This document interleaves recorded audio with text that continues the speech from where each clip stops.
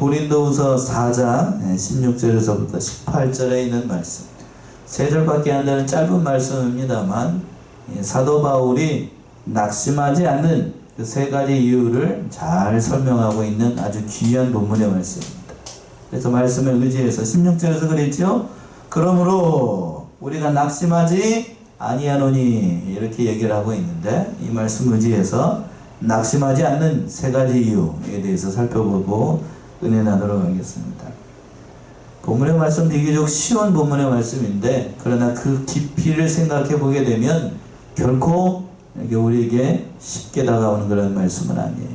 사도 바울의 본문의 말씀에서 낙심하지 않는 이유 3가지를 16절에서는 겉사람은 후패하나 우리의 속은 날로 새로워지기 때문에 첫 번째로 낙심하지 않는다, 이렇게 얘기를 하고 있는 거고, 두 번째는 17절에 있는 것처럼 잠시 받는 환난이 지극히 크고 영광스러운 영광을 만들어내기 때문에, 그걸 바라보기 때문에 낙심하지 않는 거고, 마지막으로 3번째 18절에 있는 것처럼 보이는 것은 잠깐이지만 보이지 않는 것은 영원한 것이기 때문에 낙심하지 않고 그 직분을 감당하겠다, 사도 바울이 이렇게 얘기를 하고 있는 거예요. 첫 번째 얘기하고 있는 것처럼 16절에 있는 것처럼 겉사람은 후패하지만 우리의 속은 날로 새로워지기 때문에 낙심하지 않아요. 16절이요. 그러므로 우리가 낙심하지 아니하노니 겉사람은 후패하나 우리의 속은 날로 새롭도다. 예, 그러므로 우리가 낙심하지 않으냐니, 이 바울이 여기서 다시 한번 환난과 많은 핍박 가운데서도, 반대자들이 많은 가운데서도 주의 복음을 전하면서 멸시와 천대 가운데서도 비방을 받지만, 그러나 낙심하지 않는 이유를 다시 한번 얘기하고 있는 거예요. 1절에서도 그랬잖아요. 4장 1절에서도 그랬죠. 이러함으로 우리가 이 직분을 받아 긍휼하심을 입은 대로 뭐 하지 않는다고요? 낙심하지 않는다라고 얘기했어요. 그러니까 늘 사도 바울은 자신을 세우신 분이 하나님이시고, 또 그 모든 일들을 이뤄나가신 것도 하나님이고, 또 우리 안에, 지난 시간에 그랬어요, 우리 질그릇 안에, 연약한 질그릇 안에 뭐가 숨겨져 있다고요? 보배가 숨겨져 있어요. 그 보배가 있기 때문에 사도 바울은 낙심하지 않는다. 그리고 또 그 보배가 누구라고 그랬냐면 단적으로 예수 그리스도라고 얘기했죠. 그 예수님이 함께 하시는 한 자신은 낙심하지 않는다는 얘기예요. 또 이 말씀 속에서 오늘 본문의 말씀에서 다시 한번 낙심하지 않는 이유를 3가지를 들어서 설명하는 거예요. 그 첫 번째 이유가 하반절에 있는 것처럼 겉사람은 후패하나 우리의 속은 날로 새로워지기 때문에 낙심하지 않습니다. 겉사람은 후패한다. 여기서 겉사람은 7절, 10절, 11절에서 언급하고 있는 그 질그릇 또는 몸 또는 죽을 육체, 이렇게 얘기했던 그 우리의 육신을 얘기를 하는 거예요. 육신. 그러니까 겉사람하고 옛사람하고는 우리가 좀 구분을 할 필요가 있어요. 겉사람은 우리의 육신, 우리의 육신을 얘기를 하는 거고, 옛사람은 우리의 안에 숨겨져 있는 죄악된 본성을 가리키는 거예요. 그러니까 겉사람은 연약하지만 그러나 죄악된 건 아니에요. 육신이 죄인가요? 아니죠. 다만 연약할 뿐이에요. 연약합니다. 그 말씀대로 연약해요. 후패한다는 얘기는 날이 갈수록 점점 못쓰게 된다는 의미가 담겨 있어요. 썩어져 간다는 의미도 담겨 있고, 그러니까 우리의 육신은 날이 갈수록 한마디로 늙어갑니다. 뭘 향해서 달려가죠? 죽음을 향해서 달려가요. 죽음을 향해서. 그러니까 이 사도 바울이 그걸 염두에 두고서 얘기를 하는 거예요. 그러니까 여기서 보게 되면 후패한다는 말을 그 헬라어 원어로 보게 되면 수동태로 되어 있습니다. 수동태. 영어 잘하는 저기 하는 사람 앞에서 좀 하기가 그러는데, 수동태는 나의 의지로 안 되는 걸 표현할 때 수동태예요. 수동태는 그러니까 인간이 연약해지고 나이 먹고 그 몸이 연약해지는 그 모든 일들을 인간은 어떻게 할 수 없다는 얘기입니다. 그러니까 저기 응애하고 나오는 그 순간부터 인간은 계속해서 나이를 먹어가면서 죽음을 향해서 열심히 달려갑니다. 이렇게 얘기를 하니까 섬뜩한가요? 예, 그런 의미가 아니지요. 사도 바울은 그 얘기를 하고 있어요. 그러니까 우리 이 말씀 속에서 우리는 한 가지 진리를 깨닫죠.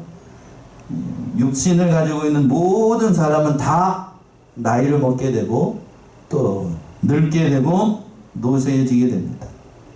의사들에 따르게 되면은 사람은 20대 때에 최고 정점에 이르렀다가 그때부터 계속해서 이제 하락하기 시작한답니다. 계속 늙는데요, 늙는데요. 나이가 먹게 되면 세월이 흐르게 되면 인간의 육체는 다 이렇게 노쇠해지기 시작을 합니다. 40이 넘어가고 50이 넘어가기 시작하면 여기저기서 고장 신호가 나오기 시작합니다. 그치요? 예. 40이 되고 50이 되면은 여자들 같은 경우는 50이 넘어가면은 뭐가 이제 중단이 되기 시작해요? 보통의 경우에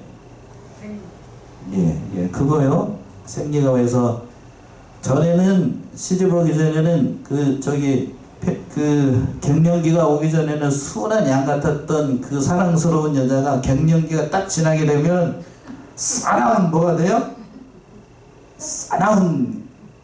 싸나워져요.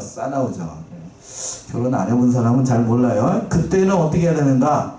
부딪히지 말고 도망가야 돼요. 그건 자기의 의지로 되는 게 아니기 때문에 그때는 피해야 됩니다. 어린이 얘기 같네. 아무튼 그때는 피해야 됩니다. 그거는 막을 수 있는 게 아니라는 얘기예요. 막을 수 있는 게. 그리고 또 이제 제 얘기 같습니다만 이제 저도 이제 5학년이 되니까 이제 성경 이렇게 여기 강대상에서 이렇게 성경을 보려고 하잖아요. 성경을 보려고 하면 글씨가 어떻게 된다고요? 어른거려요. 어른거립니다. 그러지 않았는데 지금 거리기 시작해요. 그러기 시작합니다. 그래서 또 글씨를 볼 때도 이렇게 보기 시작해요. 멀리 있는 건 아무렇지도 않은데 뭐 볼 때만 책을 볼 때만 그렇게 되더군요. 책을 볼 때만. 참 저는 안 그럴 줄 알았는데 저도 세월은 피해갈 수가 어른들 앞에서 처음에 하기가 좀 그런데 그게 나이를 먹는다는 거죠. 사도 바울이 그 육신의 연약함을 누구보다도 많이 경험했던 게 사도 바울이에요. 그래서 이렇게 표현하는 거예요. 겉사람은 후패한다. 이렇게 표현을 했던 겁니다. 자, 사도 바울이 얼마나 자신의 주와 복음을 위해서 충성하고 그 자신이 연약함을 다 드러냈는가 한번 봅시다. 고린도후서 11장을 한번 가보세요. 고린도후서 11장 23절. 고린도후서 11장 23절부터 27절까지 한번 봅시다. 저희가 그리스도의 일꾼이냐 정신없는 말을 하거니와 나도 더욱 그러하도다. 내가 수고를 넘치도록 하고 목에 갇히기도 더 많이 하고 배도 수없이 맞고 여러 번 죽을 뻔하였으니 유대인들에게 40에 하나 감한 매를 5번 맞았으며 3번 태장으로 맞고 1번 돌로 맞고 3번 파선하는데 일주야를 기품에서 지냈으며 여러 번 여행의 강의 위험과 강도의 위험과 동족의 위험과 이방인의 위험과 신의 위험과 광야의 위험과 바다의 위험과 거짓 형제 중의 위험을 당하고 또 수고하며 애쓰고 여러 번 차지 못하고 줄이며 목마르고 여러 번 굶고 춥고 헐벗었노라. 예, 사도 바울이 이렇게 육신적으로 많은 고난을 당했어요. 그러니까 이렇게 육신적으로 많은 고난을 당했으니까 사도 바울의 겉모습을 보게 되면 다른 사람보다 젊어 보이겠어요? 아니면 늙어 보이겠어요? 늙어 보이겠죠. 늙어 보이고 노쇠해 보이고 또 볼품 없어 보이고 그렇게 보였던 거예요. 전해오는 말에 따르게 되면 사도 바울이 여러 가지 병을 앓을 때 성경에도 그렇게 되어 있죠. 또 안질병이 있어가지고 눈에 가시가 있어서 안질병이 있어가지고 제대로 앞에 사람들 제대로 보지 못해요. 눈물이 질질 흘리고 그리고 또 어떤 사람들은 바울이 간질병이 있었다라고 주장하는 사람들도 있고 그러한 육체적인 가시가 있었기 때문에 고린도 교인들이 생각을 할 때에 그 모습을 봤을 때에 은혜롭지가 않아요. 목사님 맨날 강대선에 섰는데 눈 찔찔거리고 그냥 결결대고 있어봐요. 성도들에게 은혜가 되겠냐고 그게. 예? 그치요? 사도 바울이 그런 모습이었다고 하는 거예요. 사도 바울이. 그러나 반전이지요. 자신의 모습, 겉모습은 후패하나 그러나 그 속은 날로 어떻게 된다고요? 새로워진다. 날로 새로워진다. 여기서 속사람이라고 하는 것은 말씀과 성령을 거듭난 우리의 영을 얘기를 하는 겁니다. 영, 우리의 영을 얘기하는 거예요. 중생한 영이라고 우리 교단에서는 얘기합니다만 그 영혼이라는 거예요. 그러니까 육체는 점점 연약해지고 점점 나이 먹어서 내 마음대로 안 되지만 그러나 나의 영은 점점 더 누구를 닮아 나아가니까 예수 그리스도의 형상을 닮아 나아가니까 날마다 새로워진다는 거예요. 날마다 새로워지죠. 날마다 새로워질 수 있는 비결이 뭔가? 두 가지. 첫 번째는 하나님의 말씀을 통해서 우리가 날마다 새로워져야 돼요. 그러니까 늘 말씀을 가까이 해야 됩니다. 자, 하나님의 말씀에 어떤 능력이 있는데요? 히브리서 4장으로 가보죠. 히브리서 4장 12절, 13절. 히브리서 4장 12절, 13절. 하나님의 말씀은 살아있고 활력이 있어 좌우의 날선 같은 검보다도 예리하여 혼과 영과 관절과 골수를 찔러 쪼개기까지 하며 또 마음의 생각과 뜻을 판단하나니 지으신 것이 하나도 그 앞에 나타나지 않음이 없고 우리의 결산을 받으시 이웃 앞에 만물이 벌거벗은 것 같이 드러나느니라. 예, 그렇죠. 하나님의 말씀은 죽었고 살았고 여기에서 이미 다 판가름이 난 거예요. 하나님 말씀은 살아있습니다. 그래서 좌우의 어떤 날선검보다도 우리의 혼과 유를 다 찔러요. 그래서 하나님의 말씀으로 우리가 날마다 더 새로워질 수가 있는 겁니다. 그럼 말씀 많이 봐야 됩니다. 많이 읽고 계시죠? 말씀 많이 봐야 돼요. 영이 새로워지는 방법은 말씀을 첫 번째로 많이 봐야 됩니다. 두 번째는 기도해야 됩니다.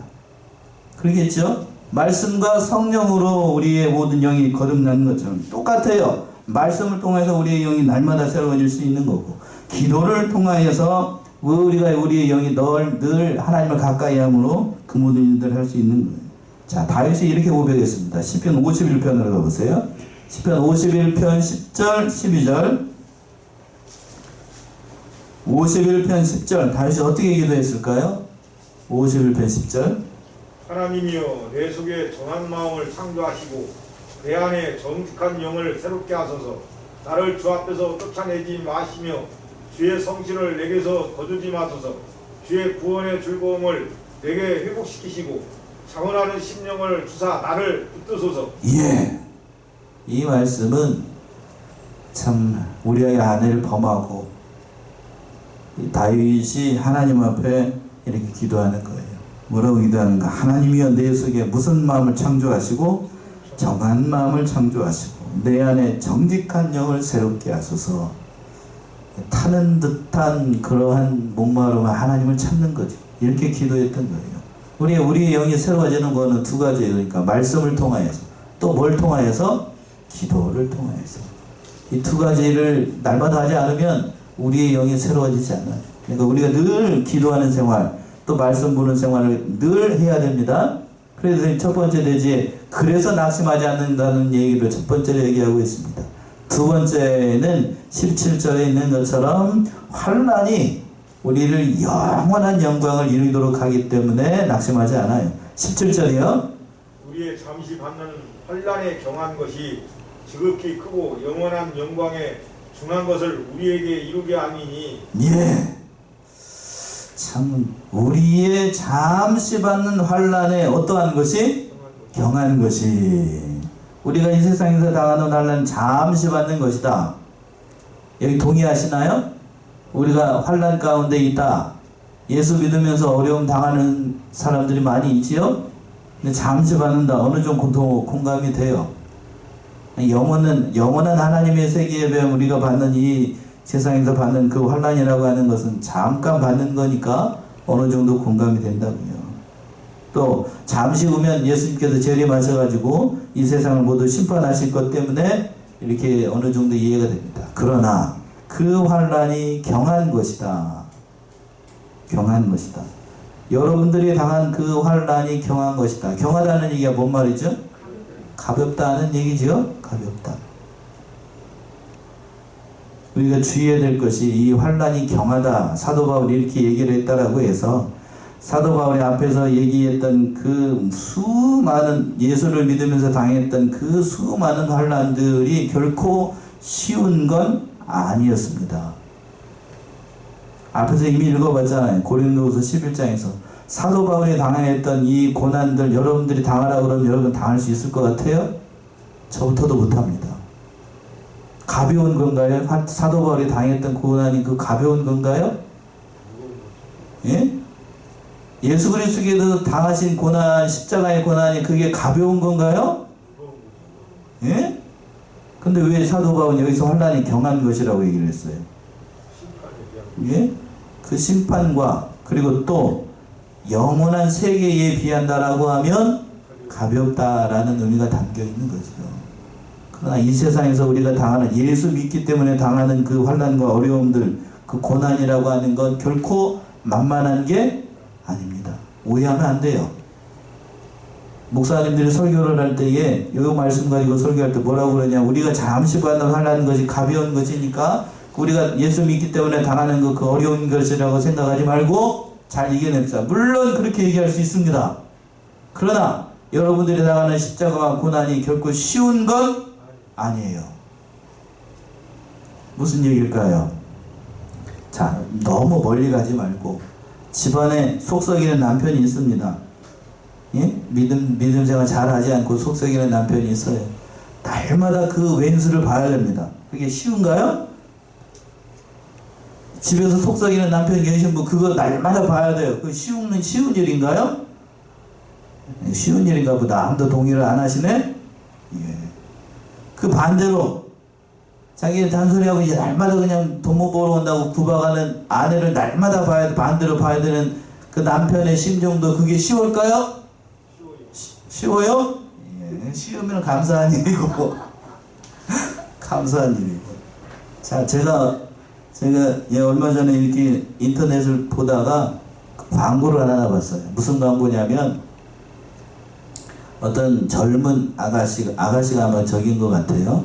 이제 막 선생님으로 이렇게 한 그 선생님인 것 같은데, 그래서 아침에 벌떡 자명종이 소리에 벌떡 일어나가지고 그 엄마가 옆에 있는데 하는 얘기가 뭐냐 그러냐면, 딸이 하는 얘기가 뭐냐면 그 아가씨가 하는 얘기가 학교 가기 싫다.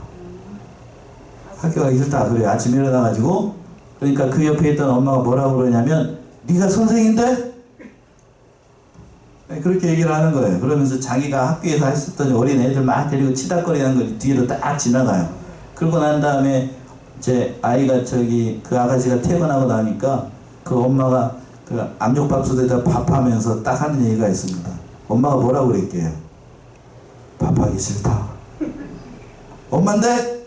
그렇게 얘기하면서 광고가 끝나더라고요. 그러니까 자기가 감당하는 십자가가 쉽다는 얘기예요? 어렵다는 얘기예요? 어렵다는 얘기죠.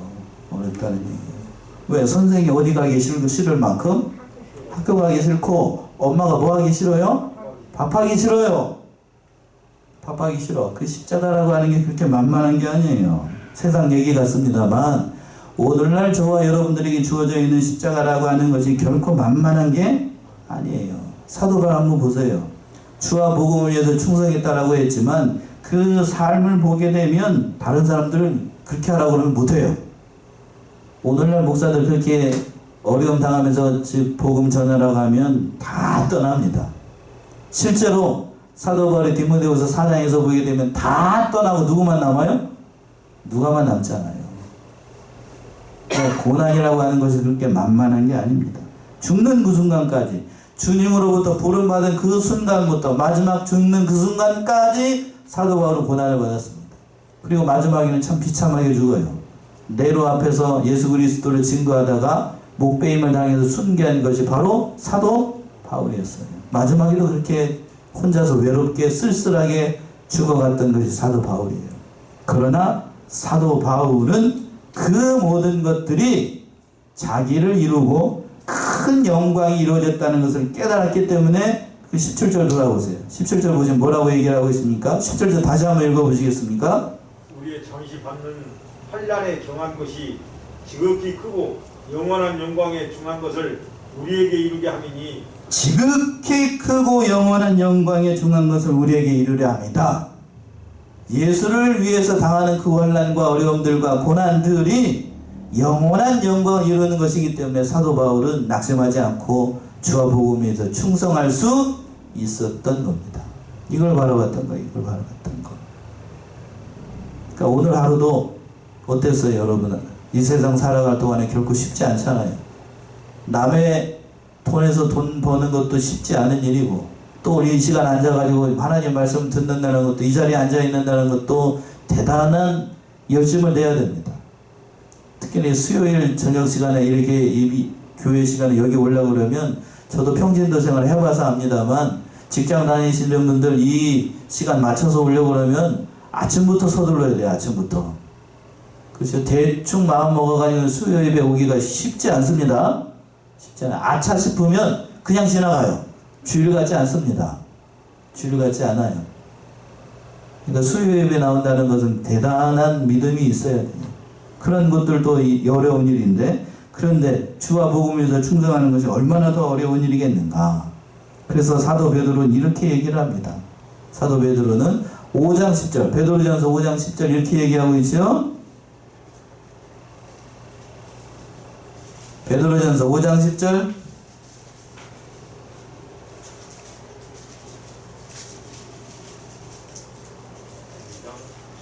예, 5장 10절.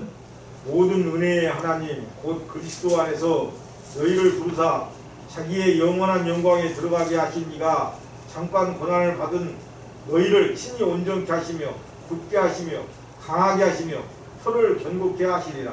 예, 사도 베드로가 이렇게 얘기를 했습니다. 참 은혜가 되는 말씀인데 봅시다.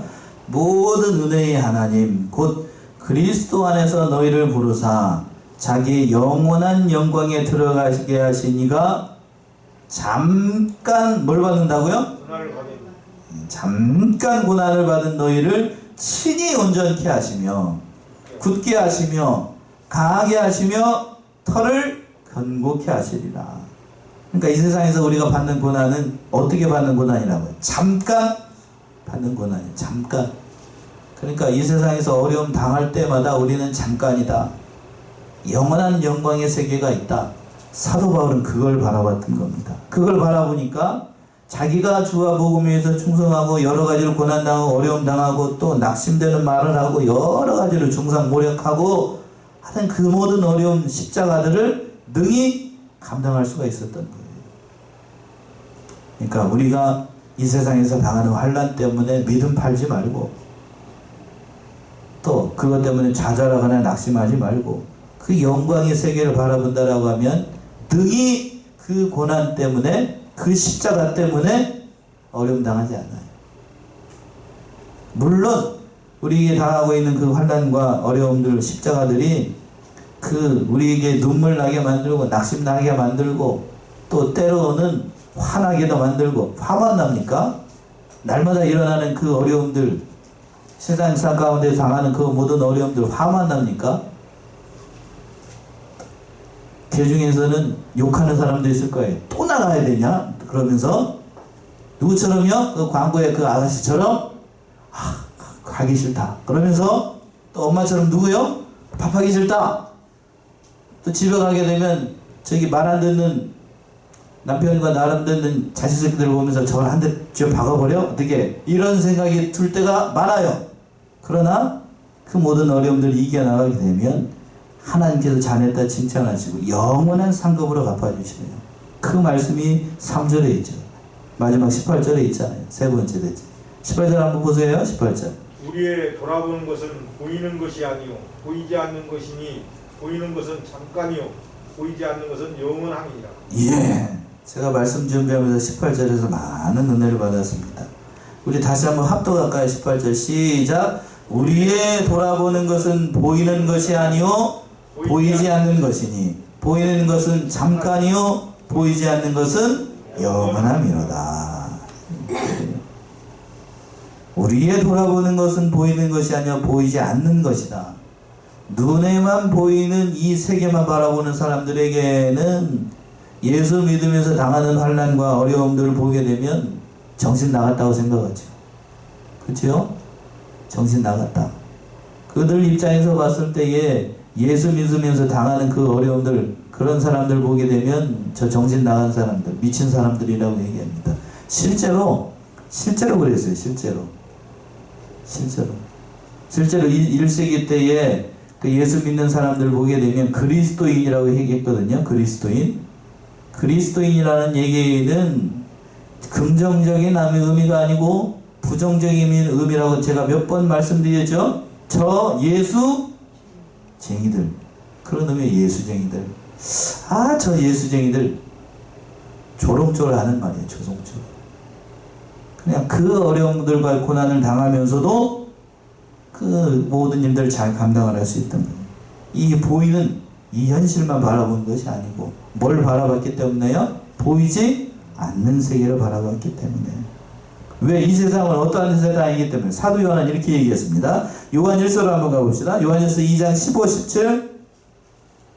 요한일서 2장 15절에서부터 17절. 이 세상에 있는 것들 어떠한 것들일까요? 이 세상이나 세상에 있는 것들을 사랑치 말라. 누구든지 세상을 사랑하면 아버지의 사랑이 그 속에 있지 아니하니 이는 세상에 있는 모든 것이 육신의 정욕과 안목의 정욕과 이생의 자랑이니 다 아버지께로 쫓아온 것이 아니요 세상으로 쫓아온 것이라.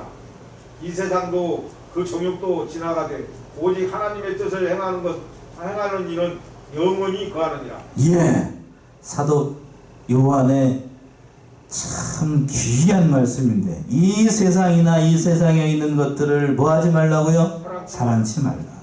누구든지 세상을 사랑하면 아버지의 사랑이 그 속에 있지 아니하나니. 이 세상에 있는 것들이 뭘까요? 그러면 이 세상에 있는 것들이 육신의 정욕, 안목의 정욕, 이생의 자랑이니 다 아버지께로 쫓아온 것이 아니요 뭘 쫓아와서? 세상으로 쫓아온 것이라. 그러면서 참 기가 막힌 말이 17절이죠. 이 세상도 그 정욕도 어떠하되? 지나가되 오직 하나님의 뜻으로 행하는 이는 영원히 거하느니라. 참 귀한 말이에요. 다 지나갑니다. 다 지나가요. 젊음도 지나가고 또 뭣도 지나가고, 오늘 본문의 말씀에 자주 등장하고 있는 환난도 지나갈까요? 안 지나갈까요? 지나갑니다. 지나갑니다. 다 지나가요. 다 지나가는데 하나님 남는 게 하나 있어요. 하나님의 뜻대로 행한 그것만 남는다는 거예요. 그러니까 사도 바울이 그걸 바라봤다는 거죠. 실제로 사도 바울이 그 영원하신 하나님의 나라를 바라보면서 끝까지 주와 복음에서 충성할 수 있었던 사도로 됐던 건 명백한 하나님의 은혜였죠. 그것만 바라봤던 거예요. 그러면서 마지막으로 하반절에 있는 것처럼 보이는 것은 어떠한 것이요? 잠깐이요. 보이지 않는 것은 영원함이라. 앞에 권사님 죄송한데 권사님 이렇게 연로하실 것 알았어요? 예? 그치요? 잠깐이죠? 금방 응애한 것 같은데 벌써 80이 넘고 이렇게 됐습니다. 저도 마찬가지예요. 저도 정읍에서 나가지고 저 우진 유아실에 있는데 저만 할 때가 엊그제 같은데 벌써 이렇게 됐습니다. 그치요? 잠깐이에요. 잠깐.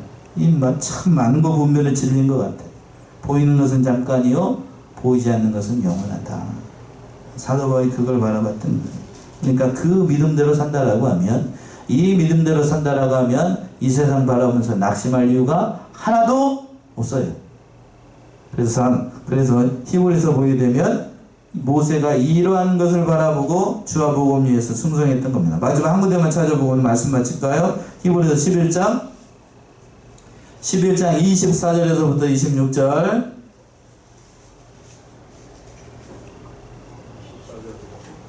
히브리서 11장 24절에서부터 26절이요. 믿음으로 모세는 장성하여 파로의 공주의 아들이라 칭함을 거절하고 도리어 하나님의 백성과 함께 고난받기를 잠시 죄악의 낙을 누리는 것보다 더 좋아하고 그리스도를 위하여 받는 능력을 애굽의 모든 보화보다 더 큰 재물로 여겼으니 이는 상 주심을 바라봅니다. 예, 참 귀한 믿음이죠.